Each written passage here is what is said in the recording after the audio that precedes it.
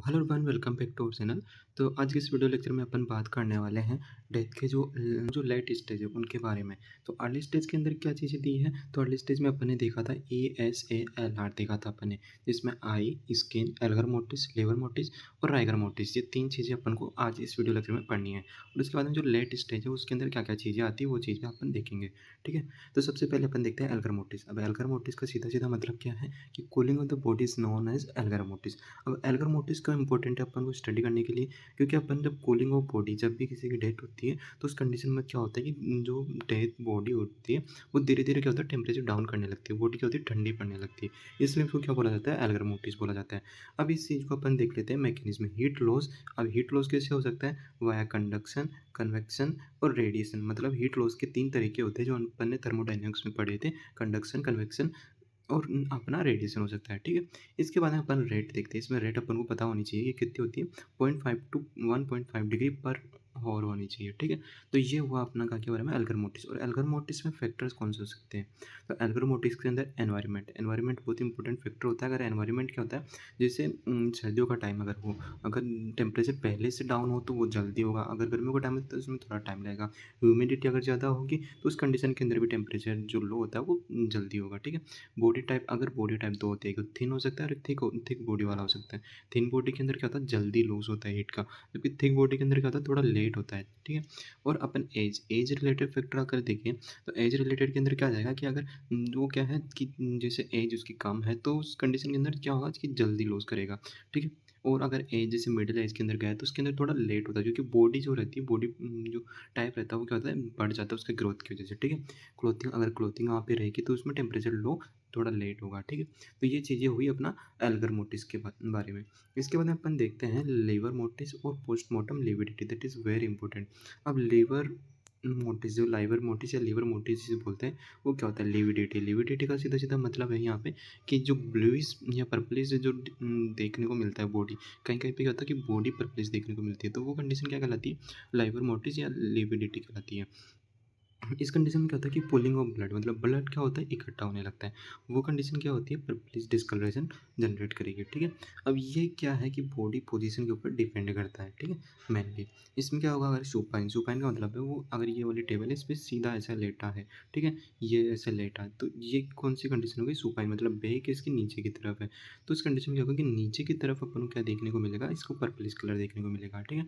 अगर वो side by side, अगर वो राइट साइड है, राइट साइड की तरफ से लेटा है तो राइट साइड के नीचे की ओर, मतलब राइट साइड की तरफ अपन को देखने को मिलेगा। और अगर लेफ्ट साइड है तो लेफ्ट साइड अपन को पुलिंग ऑफ ब्लड या क्या देखने को मिलेगा, लिविडिटी देखने को मिलेगा या पर्पलिश कलर देखने को मिलेगा। हैंगिंग कंडीशन बहुत इंपॉर्टेंट हो जाती है। हैंगिंग कंडीशन में क्या होता है कि जैसे ये बॉडी पोस्चर हो गया, तो अब क्या होता है कि जो लिविडिटी होती है ना, बेसिकली लिविडिटी काम करती है ग्रेविटी के ऊपर, कि ग्रेविटी जैसे जैसे रहेगी उसी तरफ क्या होगा, ब्लड इकट्ठा होता है, ठीक है। तो इस कंडीशन में क्या होगा कि हैंगिंग वाली कंडीशन में ये ब्लड नीचे की तरफ जाएगा। अब नीचे की तरफ ये हो सकता है कि या तो दोनों लेग्स में चला जाए, प्लस यहाँ पे जेनिटल्स के अंदर आ जाएगा वो, ठीक है। तो ये हैंगिंग वाली कंडीशन लेग्स, जेनिटल्स और आर्म्स के अंदर, ठीक है। और आर्म में जैसे नीचे की तरफ है तो यहाँ भी इकट्ठा होने लगेगा, ठीक है। और ड्राउनिंग ड्राउनिंग की अगर अपन बात करें तो ड्राउनिंग में क्या होता है, बेसिकली फेस के ऊपर बहुत इंपॉर्टेंट होता है कि ड्राउनिंग कंडीशन में क्या होता है कि जो बियोंसी फोर्स वगैरह ये काम करती है तो उसकी वजह से क्या होता है कि ये फेस के ऊपर इकट्ठा होने लगता है, ये बहुत इंपॉर्टेंट होता है, ठीक है। मेडिकल लीगल यूज़ क्या है इसका, मेडिकल लीगल एक तो टाइमिंग देखने के लिए अपने इसका काम में ले सकते हैं, दूसरा posture of the death, death किस पोस्चर में हुई है उस चीज़ को अपन को आइडिया लगता है, ठीक है। तो ये हुई काय के बारे में, लीवर मोटिस के बारे में। अब इसके बाद अपन बात करते हैं राइगर मोटिस। राइगर मोटिस के बारे में सीधा सीधा ध्यान रखना कि राइगर के अंदर क्या होता है, आर आता है। तो आर कैसे याद रखना है कि वहाँ पे क्या होता है, रिजिडिटी टाइप से कुछ स्टिफनेस और शॉर्टनिंग अपन देखते हैं, ठीक है। तो स्टिफनेस और शॉर्टनिंग अपन जहाँ पे देखेंगे वो क्या आता है, वो होता है राइगर मोटिस की बॉडी क्या होती है, जकड़ने लगती है, स्टिफनेस उसमें देखने को मिलेगी, उसे बोलते हैं राइगर मोटिस, ठीक है। ये मसल्स की वजह से होता है, मसल्स के अंदर क्या होता है, एटीपी रहता है। अब एटीपी का जब डिप्लेशन होता है तो उस कंडीशन में क्या होता है कि एटीपी कम हो गई, एक्टिन और माइसिन जो ब्रिज जो फॉर्मेशन रहता है वो क्या होता है कि क्रॉस ब्रिज फॉर्मेशन हो जाता है और वो फिक्स हो जाता है, वो क्या होता है, रिलीज नहीं हो पाता। तो उसी कंडीशन को बोलते हैं अपन राइगर मोटिस। राइगर मोटिस अगर अपन टाइमलाइन की बात करें बहुत ही इंपॉर्टेंट होता है राइगर मोटिस की टाइमलाइन। इसके अंदर क्या होता है, एक रो रूल होता है, वो रूल होता है 12 और 12 रूल, ठीक है? उसे बोलते हैं 12 रूल है। तो इस कंडीशन क्या होता है कि ऑनसेट होता है आफ्टर 1 से 2 और आफ्टर डेथ, ठीक है? कि 1 से 2 घंटे बाद में देखने को मिलता है। First in small muscle of eyelid and face जो के अंदर देखने को मिलेगा। फुल डेवलपमेंट देखने को मिलता है 12 घंटे के अंदर। परसिस्ट रहता है 12 घंटे तक, ठीक है? और पासेज ऑफ रहता है नेक्स्ट 12 आवर। तो इस कंडीशन में अपन को क्या पता चला कि अगर ऑनसेट कब होगा 1 से 2 घंटे के भीतर, ठीक है? और कहाँ सबसे पहले स्मॉल जो मसल्स होती है जैसे आईलिड, फेस और जोस के ऊपर देखने को मिला। बहुत इंपॉर्टेंट होगा कि ऑनसेट कब है, 1 से 2 घंटे के भीतर। फुल डेवलपमेंट अपन को कब देखने को मिल रहा है तो 12 घंटे के अंदर। परसिस्ट कब तक रह रहा है 12 घंटे तक। और कब ये खत्म हो रहा है तो वो हो रहा है 12 घंटे, अगले 12 घंटे के अंदर। तो इसे बोलते हैं रूल ऑफ 12। इसे निस्टेंस लॉ भी बोला जाता है। ऑनसेट 12 और परसिस्ट 12 और पासिस 12 आवर। तो ये टोटल कितना हुआ है 36 hours variable with temperature and condition. तो इसमें क्या ध्यान रखना है कि ये कितना रहता है टोटल 36 हो रहा है और ये क्या करता है वेरिएबल करता है टेम्परेचर और कंडीशन के ऊपर बेसिकली करेगा ही। अगर जैसे अपन देखते हैं फैक्टर्स के अंदर अपन देखते हैं ये कंडीशन फैक्टर जिसमें एज आ जाएगा कि एज बिल्ड अपन देखते हैं, सीजन्स अपन देखते हैं, बॉडी कंडीशन अपन देख लिया, ठीक है? मेडिकल यूजेस अपन देखते हैं इसके अंदर, तो time and position of death, ठीक है? तो टाइम के लिए और पोजिशन ऑफ डेथ के लिए भी अपन इसके अंदर देखते हैं कि ठीक है। और फिर डिफ्रेंशिएट, अब डिफ्रेंशिएट अपन को क्या करना है, ये एक इसके अंदर आता है कैडेवरिक स्पाज्म आता है और instantaneous stiffness at moment of death, ठीक है? तो मतलब कैडेवरिक स्पाज्म के अंदर और जो रेगर मोटिस है उसके अंदर क्या डिफरेंस होता है, तो इसके अंदर बेसिकली डिफरेंस यही है कि जो राइगर मोटिस होता है वो क्या होता है 1 से 2 घंटे के बाद चालू होता है, जबकि जो कैडेवरिक स्पाज्म है वो क्या होता है इंस्टेंटेनियस, मतलब at the time of the moment of death वो देखने को मिलेगा, वो होता है कैडेवरिक स्पाज्म, ठीक है? तो ये इसके अंदर बेसिक डिफरेंस है। अब अपन देखते हैं कि late sign of the death सबसे पहले आता है प्यूट्रिफिकेशन। अब प्यूट्रिफिकेशन का सीधा सीधा मतलब ये ध्यान में रखना कि जहाँ पे ह्यूमिडिटी होती है वो वहाँ पे क्या होती है बॉडी सड़ने लगती है, ठीक है? तो वो कंडीशन होती है प्यूट्रिफिकेशन की। अब वो क्या होता है ऑटोलाइसिस ऑफ एंड बैक्टीरियोलाइसिस, ठीक है? ये बैक्टीरियोलाइसिस कैसे इकोलाई स्ट्रेप्टोकोकस से होता है। ऑटोलाइसिस मतलब बॉडी ऑटोमेटिक सड़ने लगेगी और ये क्या होता है इसमें सीक्वेंस होती है, ठीक है? सीक्वेंस के अंदर अपन क्या देखते हैं कि ग्रीनिश डिस्कलरेशन अपन बॉडी को देखने को मिलेगा सबसे पहले। उसके अंदर जो फाउल गैस है जिसकी वजह से क्या आती है स्मेल आती है, तो ये याद रखना कि बॉडी के अंदर स्मेल कहाँ से आती है प्यूट्रिफिकेशन की वजह से आती है। ब्लोटिंग का मतलब बॉडी फूलने लगेगी। मैगोट्स बहुत इंपॉर्टेंट होगा कि मैगोट्स का फॉर्मेशन होगा, जो कीड़े अपन देखते हैं तो वो मैगोट्स यहाँ पे फॉर्मेट हो जाते हैं। और स्केलेटाइजेशन मतलब स्केलेटन जो होता है उसका दिखने लगता है एक टाइप से, ठीक है? तो ये किसकी वजह से होता है मैगोट्स की वजह से। ये क्या होता है बॉडी को गलाने लगते हैं और बॉडी सड़ने लगती है। फैक्टर्स के अंदर एक्सटर्नल फैक्टर जैसे टेम्परेचर हो गया, एयर हो गया, मॉइस्चर, ये क्या होता है इसको सपोर्ट करने वाले होते हैं, ठीक है? और इंटरनल की अगर अपन बात करें तो इंटरनल के अंदर क्या हुआ है age sex body condition poisoning और आर्सेनिक स्लो कर देता है। पॉइजनिंग के अंदर ये याद रखना कि आर्सेनिक जो होता है वो स्लो कर देता है, ठीक है? तो ये दो फैक्टर्स अपने हो गए एक्सटर्नल के अंदर टेम्परेचर एयर मॉइस्चर और इंटरनल के अंदर age sex body condition poisoning हो गई, ठीक है? इसके बारे में अपन बात करते हैं क्या के बारे में एडिपोसियर या ग्रे वैक्स के बारे में। अब क्या होता है जैसे बॉडी सड़ने लगती है तो उस टाइम पे क्या होता है कि बॉडी के ऊपर येलोविश कलर की वैक्स देखने को मिलती है, ठीक है? तो वो जो येलोविश कलर की वैक्स होती है उसी कंडीशन को बोलते हैं एडिपोसियर और ग्रे वैक्स, ठीक है? ये फॉर्मेशन होता है किसकी वजह से hydrolysis hydrogenation of the fat, जिसमें वैक्सी येलो वाइट और रेंसिड टाइप क्या होता है वैक्स देखने को मिलता है। तो हाइड्रोलाइसिस और hydrogenation of the fat known as the adipocere. Condition की अगर अपन बात करें तो मॉइस्ट कंडीशन हो गई, वार्म कंडीशन हो गई और एनारोबिक कंडीशन, ठीक है? एनारोबिक कंडीशन के अंदर अपन को देखने को मिलेगा। मेडिकल लीगल यूजेस की अगर अपन बात करें तो यहाँ पे होगा time cause and site of death को पता लगाने के लिए अपन इसका यूज़ करते हैं। इसके बाद में अपने पास जो नेक्स्ट आता है मम्मीफिकेशन। मम्मीफिकेशन बहुत इंपॉर्टेंट हो जाता है। मम्मीफिकेशन का सीधा सीधा याद रखना कि जहाँ पे क्या हो रहा है कि बॉडी सड़ रही है लेकिन वहाँ पे क्या नहीं है ह्यूमिडिटी बिल्कुल भी नहीं है। तो उस कंडीशन में क्या होगा कि बॉडी सड़ने के बजाय क्या होगा वो जो स्केलेटाइजेशन होता है वो क्या होगा एज ए ड्राई फॉर्म में होगा। तो डिहाइड्रेशन ऑफ द टिश्यू होगा in hot dry and ventilated condition के अंदर, ठीक है? तो वेंटिलेटेड कंडीशन का सीधा सीधा मतलब हो गया कि ह्यूमिडिटी बिल्कुल भी नहीं है वहाँ पे। फीचर्स डार्क के अंदर होगा, लेथरी, ऑर्डरलेस और लाइट बॉडी, ठीक है? तो बॉडी अपन ने देखी होगी आप लोगों ने मूवीज़ वगैरह जिस मम्मी के नाम से जो रहते जहाँ पे इजिप्शियन जो मूवीज़ दिखाते हैं तो वहाँ पे जो बॉडी दिखाते हैं वो बिल्कुल क्या होती है बहुत ज़्यादा क्या रहती है ब्लैकिश कलर की रहती है, बहुत सूखी हुई दिखती है अपन को। तो वो क्या होगा कि डार्क कलर में रहेगी लेथरी कि बहुत ज़्यादा अपन उसके अंदर चमड़ी वगैरह देख सकते हैं।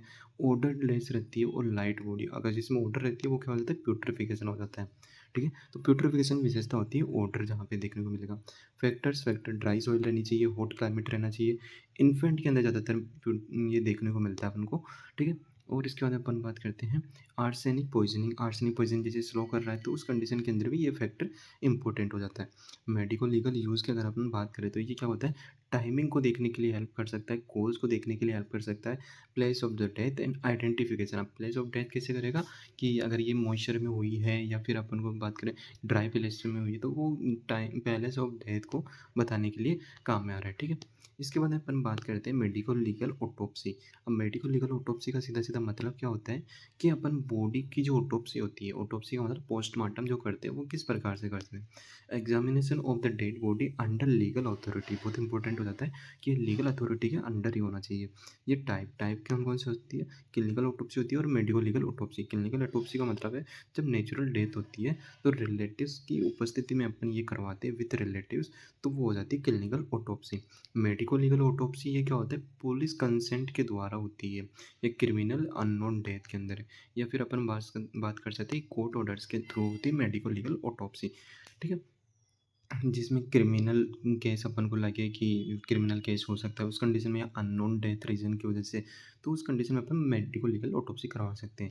ऑब्जेक्टिव क्या होता है उसका, ऑब्जेक्टिव होता है आइडेंटिटी पता करने के लिए, कोज पता करने के लिए, मैनर ऑफ डेथ को देखने के लिए और टाइम ऑफ डेथ को पता लगाने के लिए। अपन ऑटोप्सी प्रोसीजर के बारे में, ऑटोप्सी प्रोसीजर कौन से हो सकते हैं, एक्सटर्नल हो सकते हैं। अब एक्सटर्नल का मतलब ये है कि ज़रूरी नहीं कि बॉडी का जब डाइसेक्शन करें या उसको अपन जब एग्जामिन करें तो वो इंटरनली हो, वो एक्सटर्नल भी हो सकता है। उसमें क्या क्या चीज़ें देख सकते हैं, क्लॉथ देख सकते हैं, आईडी मार्क्स, राइगर और लीवर मोटिव्स देख सकते हैं, इंजरीज देख सकते हैं, ऑरिफिस देख सकते हैं, फीट जो फ्रैक्चर्स है वो देख सकते हैं, मैगोट्स अपन देख सकते हैं। तो इस ये भी क्या होता है ऑटोप्सी के अंदर ही आता है। नेक्स्ट अपन बात करते हैं इंटरनल एग्जामिनेशन के अंदर। इंटरनल एग्जामिनेशन के अंदर अपन को देखने को मिलता है कि सबसे पहले अपन क्या करते हैं, क्रेनियल जो कैविटी होता है उसका अपन एग्जामिनेशन करते हैं। इसके लिए अपन क्या करते हैं कि सेमी सर्कुलर इंसिजन करते हैं, मतलब मेस्टोइड टू मेस्टोइड। अब मेस्टोइड कौन सी बोन होती है, मेस्टोइड होती है जिससे मान लो ये अपने ईयर्स है, तो ईयर्स के अंदर जो ये वाला रीजन, मतलब ये वाला जो बोन्स है वो मेस्टोइड बोन होती है। तो यहाँ से अपन सर्कुलर वाला क्या करेंगे, सेमी सर्कुलर इंसिजन लगाएंगे मेस्टोइड टू मेस्टोइड, ठीक है। ये हो गया अपना क्रेनियल कैविटी के लिए। नेक्स्ट अपन देखते हैं होल बॉडी के लिए, तो इसके अंदर अपने पास एक तो आई शेप्ड है, ठीक है। नेक्स्ट अपने पास वी शेप्ड है और इसके बाद अपने पास वाई शेप्ड है, ठीक है। तो ये तीन टाइप के अपने पास एग्जामिनेशन देखने को मिलते हैं, इंसिजन देखने को मिलते हैं, ठीक है। तो इन इंसिजन के अंदर अपन क्या करते हैं, आई सेप्ट के अंदर ये वाला रहेगा, ठीक है। तो इसके अंदर क्या करेंगे, मिडिल लाइन इंसिजन फ्रॉम चिन, मतलब ये चिन टू लेकर प्यूपिक सिम्फाइस तक रहता है, तो वो आई हो गया, ठीक है। ये क्विक और बहुत सिंपल वाला है, good exposure for the routine autopsy के लिए देखते हैं। सबसे पहले ये करते हैं वी सेप्ट के लिए अपन क्या करते हैं, to cut from each shoulder joint, मतलब ये शोल्डर जॉइंट है, यहाँ से कट लगाएंगे, मीट एट द जीफोइड और कंटिन्यू डाउन टू, ये क्या होता है प्यूबिक सिम्फाइसिस, ठीक। तो अपने पास इसमें कितने पॉइंट आ गए, 4 पॉइंट आ गए। शोल्डर जॉइंट हो गए, शोल्डर जॉइंट्स की जगह हो गया, जीफोइड स्टर्नम प्रोसेस की जगह हो गया और प्यूबिक सिम्फाइसिस की जगह हो गया, ठीक है। तो ये वाला अपना हुआ है वी शेप्ड इंसिजन। इसके बाद अपन देखते हैं modified Y shaped.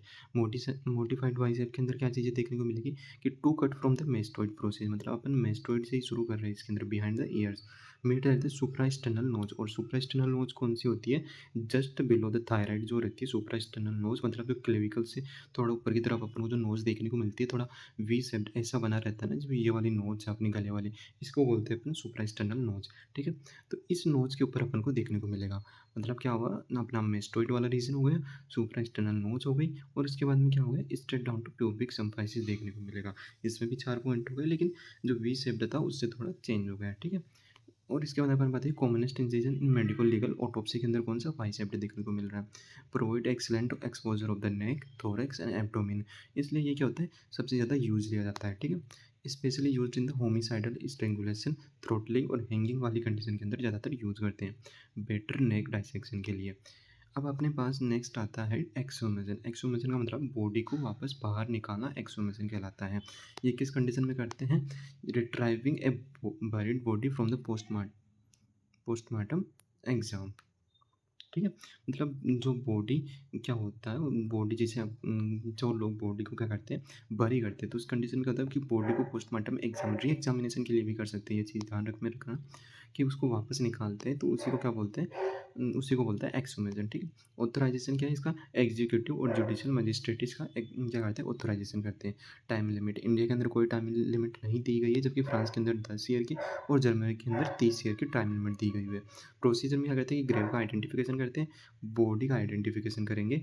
Next collect of the soil hair and organs. अब देखो सॉइल का जो है, सॉइल का याद में रखना, ये क्या होता है कि बॉडी जैसे हैं तो बॉडी के अंदर क्या करते हैं कि बॉडी के दोनों तरफ से और बॉडी के ऊपर और नीचे वाली सॉइल अपन इकट्ठी करते हैं, ठीक है। तो ये चीज़ में ध्यान में रखना है कलेक्शन ऑफ सॉइल कैसे कर रहे हैं।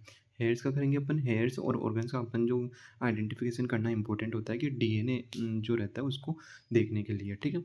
तो ये अपना हो गया एक्सोमेशन के बारे में, बस इसमें इतना याद में रखना, एग्जामिनेशन में इतना बहुत हो रहता है, ठीक है।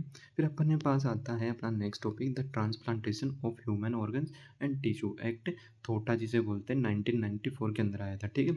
बहुत इंपॉर्टेंट है।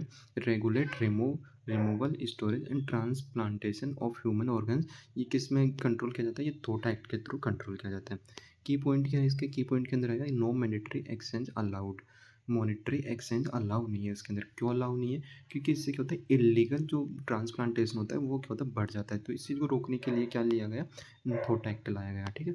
अब थोटा एक्ट का कंसेंट कौन कौन दे सकता है, मतलब जैसे ऑर्गन ट्रांसप्लांटेशन है उस चीज़ को कौन कौन करवा सकता है, बिलो जो 18 ईयर है, ठीक है। तो वो क्या रहता है, बिलो 18 ईयर उसके अंदर पेरेंट्स की सहमति होना अनिवार्य है, जबकि जो अपर जो मतलब अबोव जो 18 ईयर है उसके अंदर सेल्फ कंसेंट दे सकते हैं। ब्रेन डेथ की कंडीशन है तो सर्टिफाइड बाय द न्यूरोलॉजिस्ट और न्यूरोसर्जन, ठीक है। ये ब्रेन डेथ है तो सर्टिफाइड होना चाहिए न्यूरोलॉजिस्ट से और न्यूरोसर्जन से। और अनक्लेम्ड बॉडीज़ की अगर अपन बात करें तो विद इन 48 आवर्स अपन उनका ऑर्गन ट्रांसप्लांटेशन कर सकते हैं। ये कौन कर सकता है, only government authorise doctor can transplant, ठीक है। और अगर विदाउट परमिशन किया जाता है तो उस कंडीशन में क्या होता है, कुछ पनिशमेंट दी गई है इस लॉ के थ्रू।